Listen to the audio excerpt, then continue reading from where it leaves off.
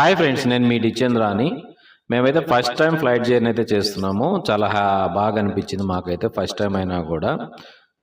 మామూలుగా అయితే మా మిస్సెస్ గారు 2 ఇయర్స్ నుంచి అనుకుంటా ఉన్నారు షిరిడి వెళ్ళాలని. యాక్చువల్గా మ్యారేజ్కి ముందు అనుకున్నారంట చాలా టెంపుల్స్ అన్నీ తిరగాలని చెప్పేసి. ఆల్మోస్ట్ అన్ని టెంపుల్స్ అయితే కవర్ చేసేసాము. ఓన్లీ ఇదొకటే మిగిలింది మాకు.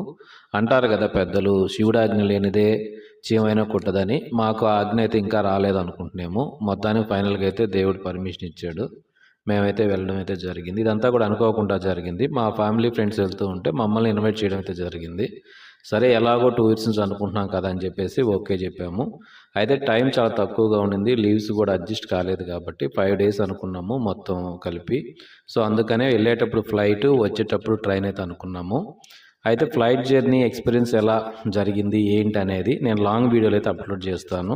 ఎందుకంటే షార్ట్ వీడియో చేస్తున్నాను. ఏంటి అసలు స్టార్టింగ్ నుంచి మనం ఎంట్రీ అయినప్పటి నుంచి ఫ్లైట్ ఎక్కి దిగేంత వరకు ప్రాసెస్ ఎలా ఉంటుంది, మా ఎక్స్పీరియన్స్ ఎలా ఉండింది, మేము ఎలా ఫీల్ అయ్యాము ఫ్లైట్లో ఉన్నప్పుడు అనేదంతా కూడా నేను లాంగ్ వీడియోలో అప్లోడ్ చేస్తాను. ఇంట్రెస్ట్ ఉన్న వాళ్ళు వెళ్ళి చూడండి. Thank you friends.